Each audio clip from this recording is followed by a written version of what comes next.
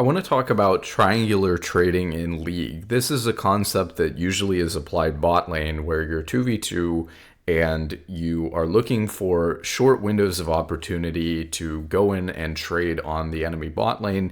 And usually these amazing opportunities come up when one person steps out of line with their teammate and opens up what you could draw as a triangle between you, your AD carry, and their support, or their AD carry if they walk up too far, where one of the two is isolated and is no longer able to trade back. So that's the gist of what triangular trading is. It's probably a concept many people are familiar with, but if you're not, it is a very fundamental, important concept to understand in terms of trading in bot lane. But I've learned something recently that I've started to work on more and more that I think has improved my ability to respond to these trades and find them more often, which is pretty true in general in solo queue, which is that a lot of times you can't just look to force these things on your own. You need to play around how your teammates are playing. And so in the same way that you're looking to triangular trade on the enemy bot lane, they're looking for you to be out of position and to trade onto you or your AD carry. And when I'm looking and seeing, oh, somebody walked up really far, I think we can trade, but my AD carry doesn't walk up, now all of a sudden we don't really get a triangle. We just get their support walking up and me walking up. And especially as someone who tends to play champions like Braum, who don't have a lot of poke or ability to trade on their own, that's not really good for me, because if I walk up into, let's say, a Nami or a Lulu and I'm playing Braum and my AD carry is not ready to follow up and not walking up with me, we could have put them in this situation. I feel like we should put them in this situation where they're isolated, but instead we're working with more of a trapezoid shape instead of a triangle where both supports are up trading with each other, or their AD carry and I are up trading with each other, but my AD carry is sitting back and not doing a whole lot. And I'm usually going to lose those trades as a champion like Braum because of the fact that I don't have a lot of poke tools in my disposal to win a 1v1 short trade with a ranged support or something like that. So because of this, what I've realized is that, like a lot of things in League, you need to actually play the triangular trading in bot lane by just matching your AD carry's movement. And this sounds a little bit obvious because I think people try to do this to a certain extent, but I think you suffer from a little bit of success once you start to realize what you can and can't do in bot lane on your own, and what feels like illegal positioning from the enemy bot lane. Well, with the different AD carry, when they walk up like that, my AD carry would walk up with me and we'd win a heavy trade onto them. So letting go of that opportunity or that moment, not doing anything to them, feels really bad. But the reality is that the alternative is if my AD carry does not walk up during that moment, and these are brief trading windows that last a second or two before they, get back into line with each other. So this opportunity is, going to be gone by the time I would communicate to my AD carry, even with a ping or something, that they should walk up and trade with me. So if my AD carry is not the type of person who's going to walk up, or your support is not the type of person who's going to walk up with you and take that trade, you just have to give it up. The opportunity is gone, and there'll be plenty of other opportunities for you to get ahead, win trades, and win the lane and the game. So don't worry about it too much. I think that people try to over punish in League, and they oftentimes try to do everything that they possibly can every second, and you actually don't need to do all of that. And so I don't want to go off on too much of a tangent, but for example, playing aggressively in League and trying to punish mistakes, unfortunately, a lot of times gets punished back because the enemy jungler shows up when you were playing aggressive with their bot lane, and now all of a sudden you're dying to a gank you really shouldn't have died to. Or, you play really aggressively and, somebody messes up, your AD carry, you're getting them low, you're trading heavily with them, but then, it comes down to a really thin situation where both bot lanes are low, you mess up and miss a ability, you miss a Q here or there, your AD carry messes up and you die, and now all of a sudden you've just introduced a heavy amount of volatility into the game by taking these even trades when you could have just chilled. So aggression is often punished in League, unfortunately. And giving up a few opportunities here or there for a trade is not going to lower your win rate. In fact, it's going to increase it because you're not going to find yourself in bad situations. So the key to triangular trading in bot lane that I don't think people are talking about enough when it comes to the subject is that you need to play with your lane partner, whether that's your support or your AD carry. You need to be moving based on how they're moving. So you never let them be isolated unless they're really, really, so far isolated that you're going to die. If you play with them, it's just too grief, right? 95% of the time or more, when they walk up, you just follow them and walk up. In League, there's a lot of situations where you're trying to be on the same page as your teammates in solo queue, and it can be difficult to coordinate that. The classic example I always give, but there's lots of examples of people not being coordinated in solo queue, is your top laner goes to split push top, you got 4 people mid, you take a 4v5 mid, it's really bad. Everyone after they die sees that their top laner is still alive top and then starts pinging the top laner, but of course they didn't pay enough attention to actually not go for that 4v5 fight in the first place. And so it's kind of on both people, or both sets of people, because if you're the top laner, you might say to yourself, well, my team had a lead and I wasn't really getting anything done top, and my team was all going mid and positioning for a fight instead of, my mid laner going to a side lane or my jungler farming camps. We were really looking for a fight here. Why did I go top and what did I accomplish top as opposed to being with my team for this obvious fight that was coming up? And if you're the 4 people who decided to fight 4v5, well, you're just bad at counting, and you, in most cases, just didn't realize your top laner was top until after you died and after you took the fight. Whereas if you were proactively and playing the game at a high level, you would have seen that your top laner was top before taking the fight and then not taken it instead of blaming your top laner. So both parties should take responsibility. If I engage a 4v5 fight on support, it's 100% my fault. I should have seen where my teammates were. If I'm a top laner and I'm split pushing when my team is obviously posturing for a fight, and I'm not going to get a lot done by split pushing that makes them 4v5 team fighting worth it, then I better be there for the team fight instead of blaming my team for going in there. So you have to be on the same page in solo queue, and it can be very difficult to get on the same page when you have 5 people who can't communicate and all have different ideas about how they want to play the next sequence and want to play the game out.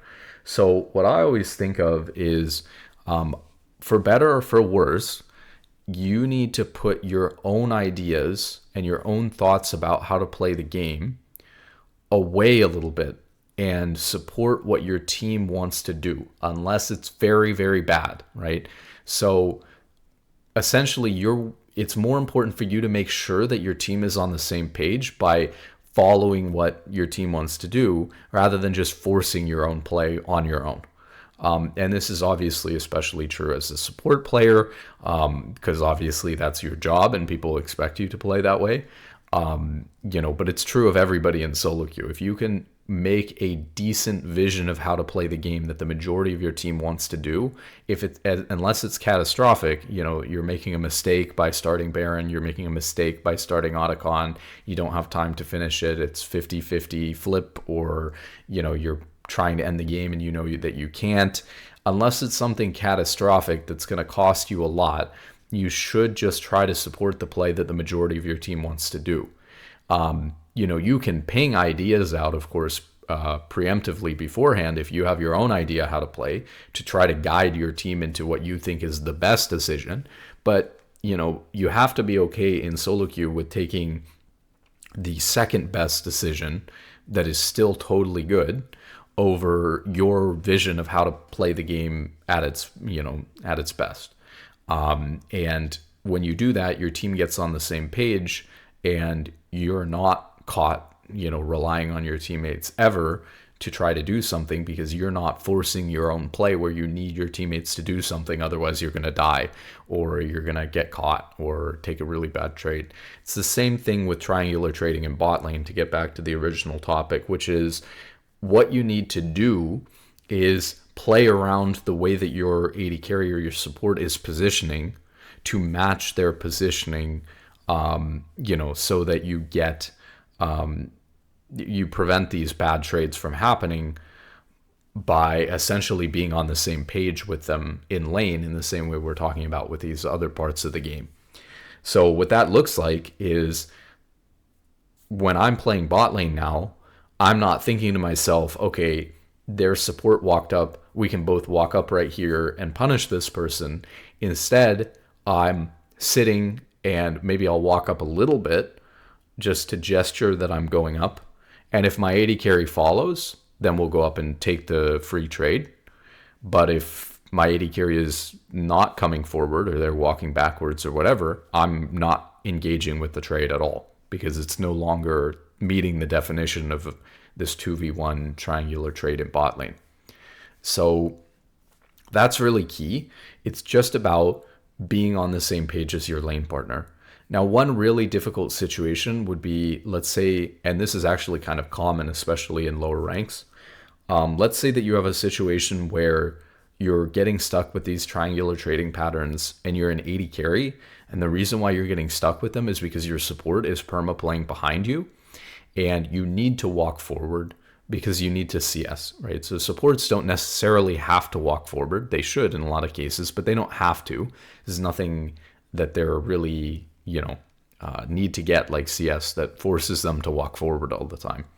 So you're going to find when you have a bad support player or someone who's really not comfortable and giving the opponent way too much space, you could be in a bad situation where even if you're walking in at max range to last hit minions, your support is still behind you.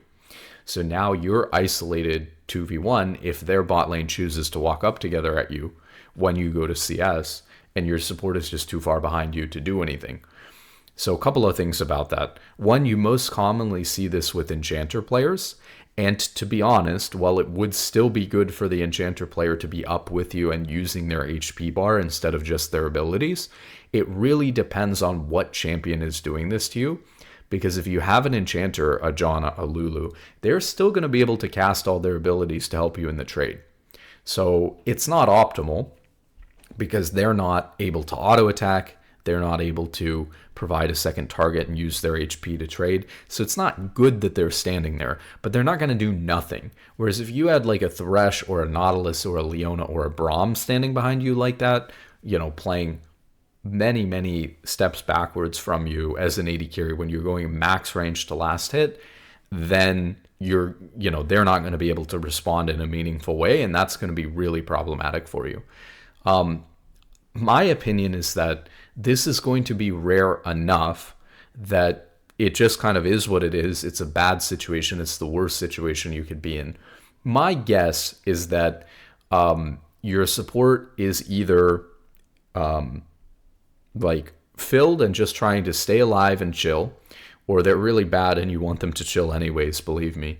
Or you're not really last hitting from maximum range. You're not really staying back with your support and then going up at the last second to last hit for maximum range. You're trying to play the lane like normal with a player who's obviously not very good and uncomfortable in your lane. And you have to adapt to that, even if it sucks, even if sometimes you do lose a little bit of CS. It's going to be a lot better than trying to play the lane normally with someone who's obviously really uncomfortable playing the game or their role or their champion or whatever the case may be. So you just kind of have to eat those losses, but by playing properly with your team and with your bot lane on the same page, you're going to find more wins over a large set of games, which is what League is always about. You're going to find enough wins that you're moving up, you're climbing, you're winning games, and then you're going to get better supports who are less likely to do that, and then it becomes less of a problem. So there are some kind of doomed scenarios like that. Another thing that's really important is sometimes I will actually do that very intentionally. Obviously it's a little bit different if you know that your like GM or challenger or Braum player is doing something, probably you can have a little bit more, you're more likely to be able to trust each other in high elo, which is nice. It's one of the things I enjoy about playing in like Master Plus. But I do that to my AD carry when I think we're imminently getting ganked and we absolutely cannot be engaged on. There are times, of course, in League where you have to walk away from your minion wave and you have to give up a last hit or two in order to walk back to your tower and sit under your tower, or in order to be so far away from their bot lane that if their jungler's there, they couldn't possibly find and engage on you. And sometimes that means giving up a minion or two. And so sometimes, right, this would be really tricky in low elo. When you're seeing that happen, probably 95% of the time, it's because your support's uncomfortable and doesn't know what's going on. But there are going to be some times where your support is doing that to you to purposefully signal, even if it means that you're losing some CS, that we need to walk back and play safe here because I know something that you don't.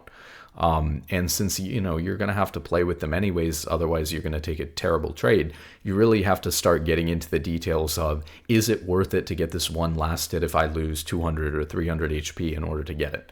The answer is probably not, because you're going to be able to stay in lane and farm longer and get stronger and have a better chance of winning the game if you don't take terrible trades like that, even if it means giving up CS. Sure, it's a little bit frustrating in bot lane because you're giving that up because your support is not playing up with you, but it's still better to save 200 HP over last hitting a caster minion or something, right? So very, very important. And it could be that your support is signaling to you that, hey, I think we're getting ganked, or there's other issues that come up too.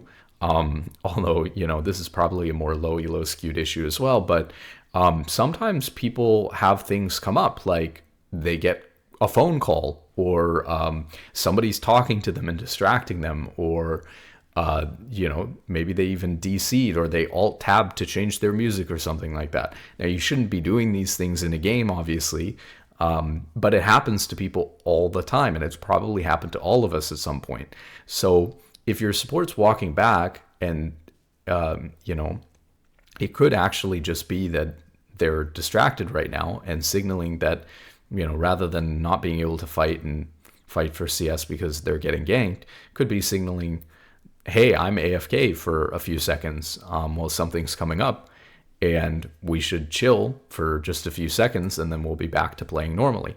So keep those things in mind, right? Like, understand the human element of, why people are positioning where they're positioning. Bot lane's obviously a very complicated lane because you have to understand all of this psychology around how you're going to position with each other. But basically the gist of it is that when people talk about triangular trading, they often focus on the concept itself, which is when their support or AD carry walks out and they're isolated in a 2v1 for a second or two, hit them and trade with them because it's going to be a fundamentally decent trade.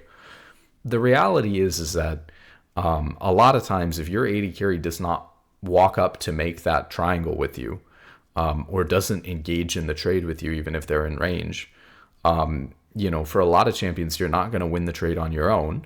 And even if you are a champion that's good at poking or decent at poking, there's a lot of situations where you don't want to just trade evenly with their support if they walk up, or trade evenly with their AD carry.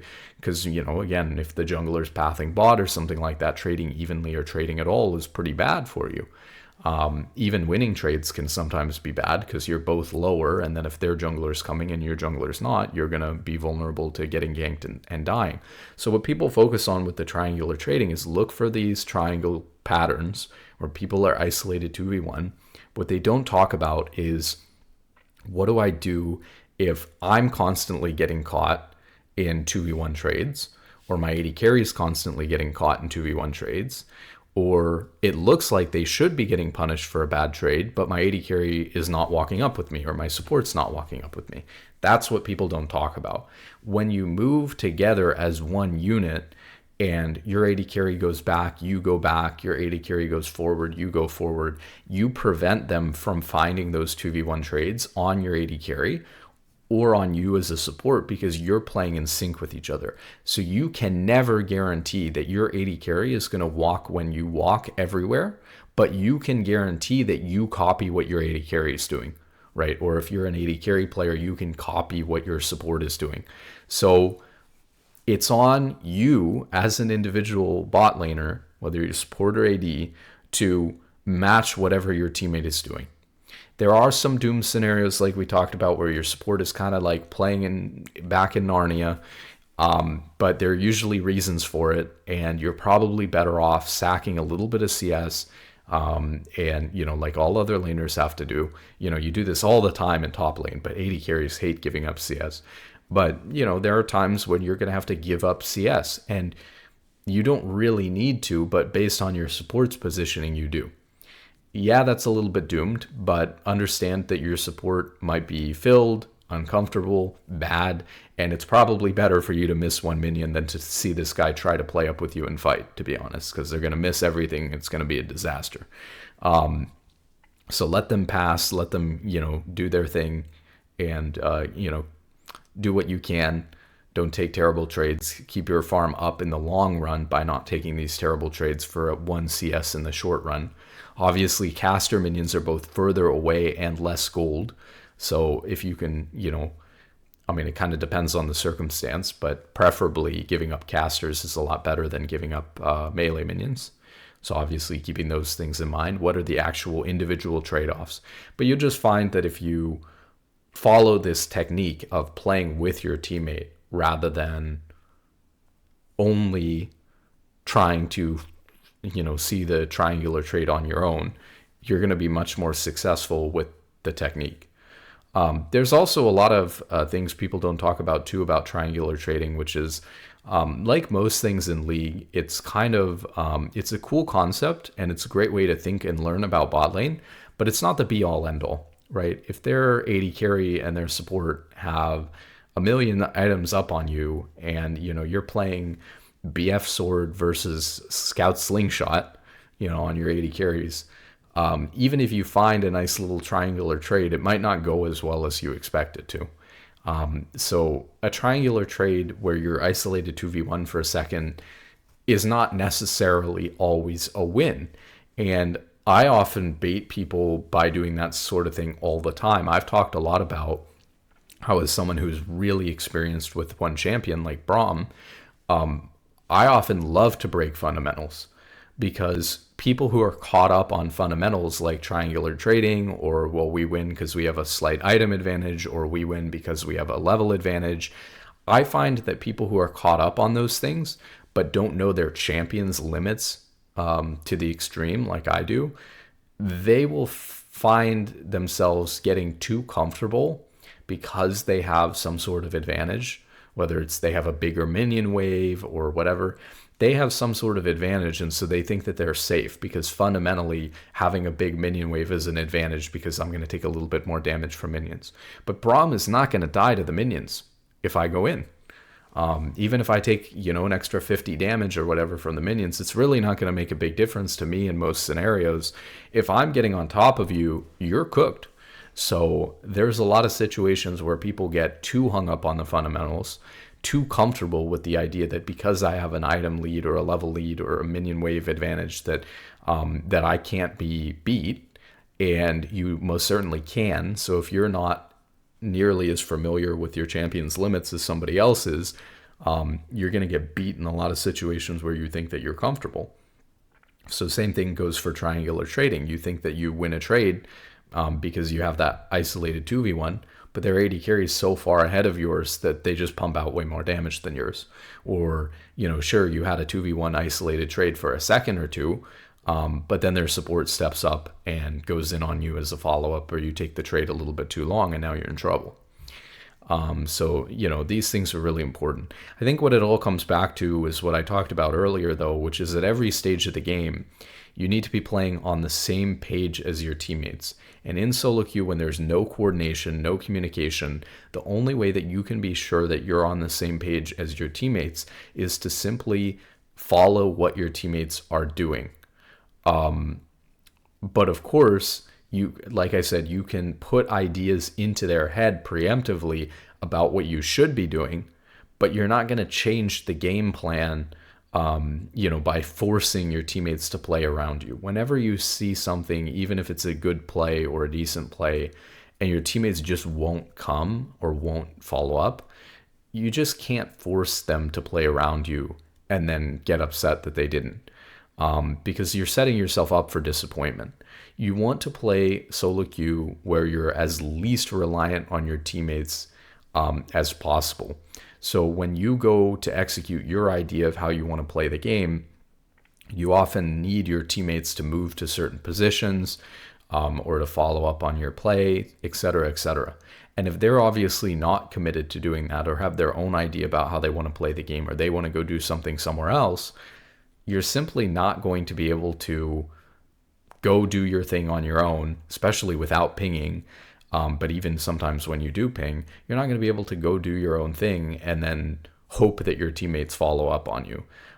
That's a big mistake that a lot of people fall into, is like your idea about how to play that situation is not that incorrect, but you're not going to learn anything from it and get better at it either, because you didn't really get to see whether your idea was valid or not. Because if your team didn't follow up on it, you're just going to say, I still think this was a good idea, but my team didn't opt for this play. And so it went poorly, not because my decision was bad, but because my team didn't follow up. So you're not learning anything if they're not committed to the play. Whereas even if it's not your idea, if you commit to a play with your team and it, goes one way or another, at least you can take something away from that play and learn, okay, this was a situation where we couldn't do this, or this was a situation where we could do this. And you can check what you thought beforehand. Like, did I think this was a good idea instinctively that my team was going for, and then it turned out really bad? Even though it wasn't my first idea or my original idea, I still thought it was a good idea, and then it was bad. Or maybe I thought it was a bad idea, and then it turned out that I was right and it was bad. At least you're learning more from following a committed play than trying to learn from plays that nobody's committed to. You can't really learn from a play if you're not fully committed to that play, if you're kind of half-heartedly playing it out. So it's really important as part of the learning process in League that you commit to what you're doing, because there's so many times where you're having to relearn and relearn and relearn when you win certain situations. Take just laning, whether you kill somebody or not as an example. And again, this is something that comes up very heavily in bot lane.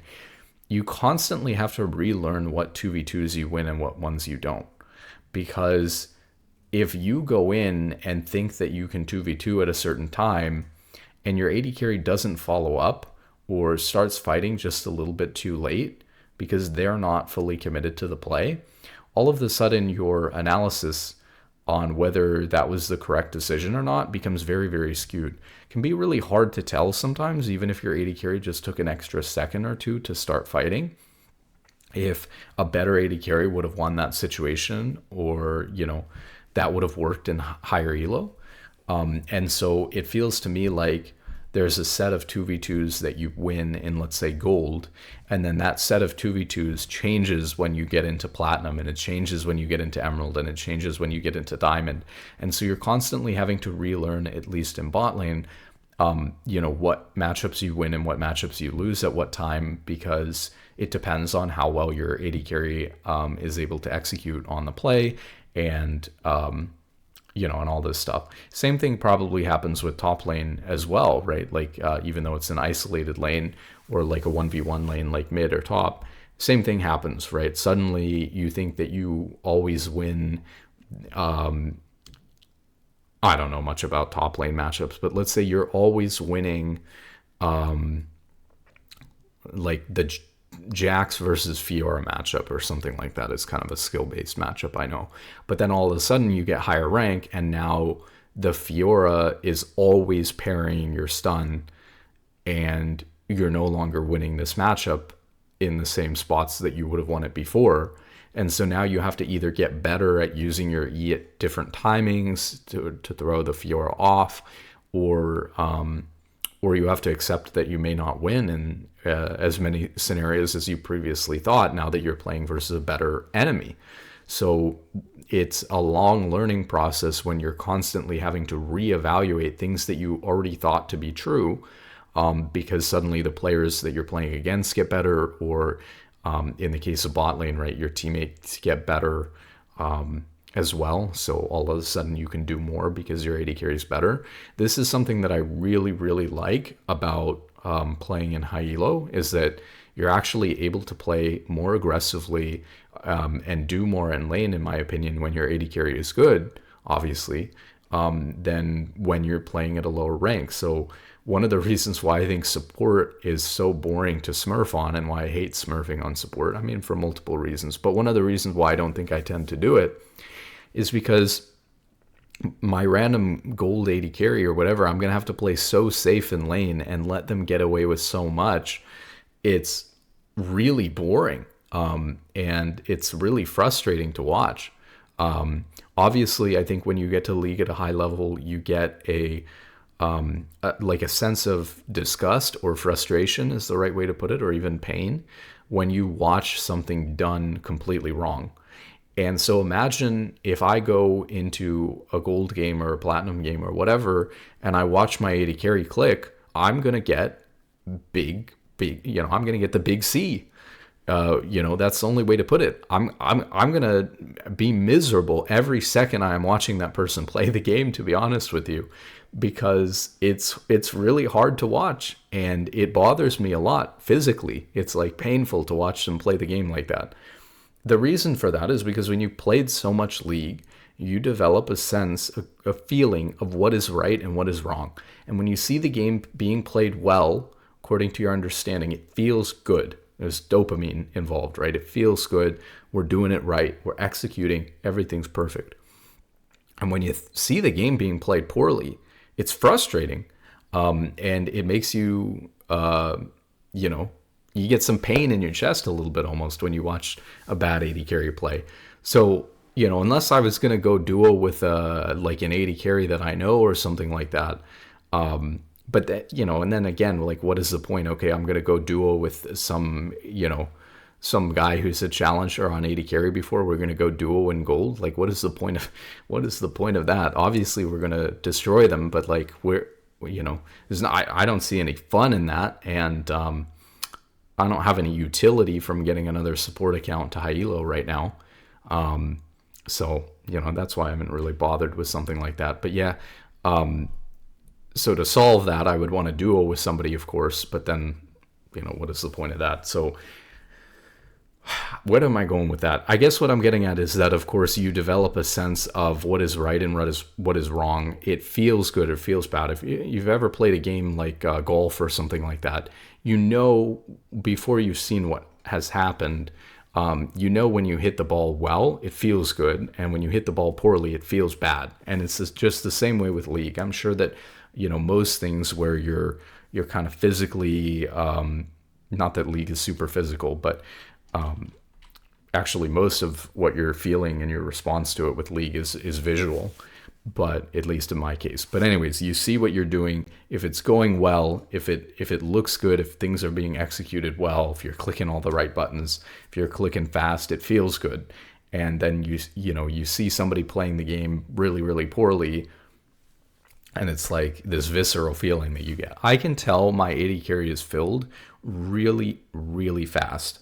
Like, obviously it's a bit obvious, but I'm telling you, within the first minute of laning, I can already tell that my AD carry is filled with a really high degree of certainty.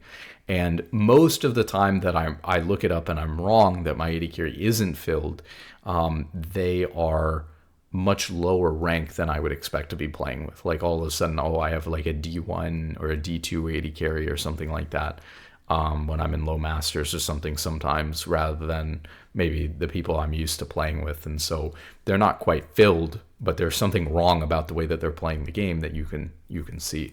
And we've talked about this kind of in the auto attacking video and stuff like that. And we'll get into it with movement and stuff like that as well. But how is it that I can tell in a minute that my AD carry is very highly likely to be filled? It's not like there's a whole lot that's going on in the first minute. There's a very limited number of things in such a short period of time at the very beginning of the game. The only thing is really comes down to, I can't see their camera control or anything like that. So it really only comes down to how they're right-clicking and moving, when they choose to walk up to CS and hit the wave, how they're using their range, and how fast they're canceling their follow-through animation on their auto attack. It's pretty much just those things, but I can tell based on the way that they're positioning in the lane. Also, sometimes no skin is a giveaway as well, right? That's another one that can kind of help. Sometimes that's, just a fresh account or something like that. Although those players, as we've talked about, are usually also pretty bad, but it depends on what rank. Master Plus, fresh accounts are pretty bad because they tend to actually be Diamond players, since there's way more Diamond players than Master Plus players. Well, the gist of it is that you should play around your teammates and, understand that they're not going to follow up on every single idea that you have, and that instead the only way that you can guarantee that you and your team are on the same page is by you getting on the same page as them. Because what a lot of people run into in solo queue is expecting their team to get onto the same page as them. I'm walking here, sometimes without even pinging. I expect you to come here and follow up. And look, maybe sometimes that happens because your teammates are good, or they're at a high enough level that they're understanding what you're doing, or you're making a good decision and they agree. But sometimes you're making a bad decision and they don't agree, and they're actually better for not following up on it. Or sometimes they're just not good enough to see the good play that you see, and so they're not coming. Whatever the reason, you can't expect to walk up into a certain place or go for a certain play, and I'm going to die here if my team doesn't, all play around me and follow up and respond. That's a recipe for disaster in solo queue, because obviously your team is not going to follow up and help you most of the time. So what you need to do is instead get on the same page as them.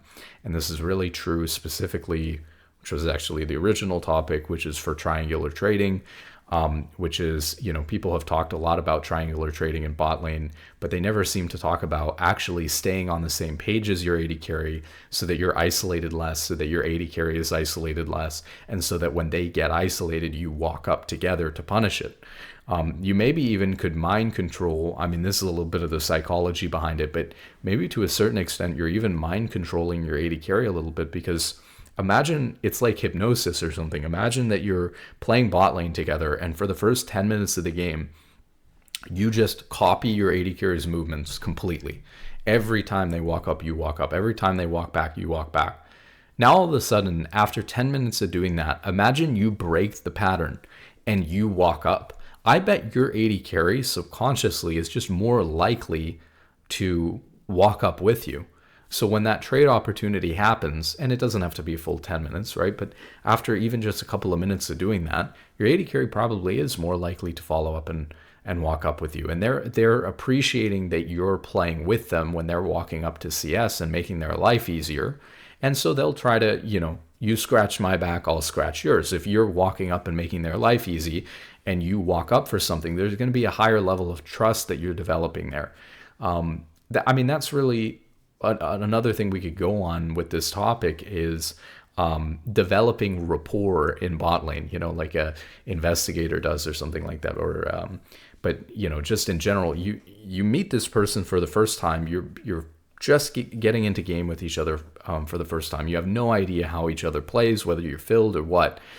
It's really important that you make a good first impression on your partner in lane, because if you come into lane and you AFK level 1 and you start losing the push or losing the lane, or you take a really, really bad trade right off the bat, even if that was a one-off incident that, was very unfortunate, it's going to take a lot more time to develop trust with your AD carry again, where they're going to be as willing to walk up with you, as willing to follow up on your plays because of that one bad trade or whatever.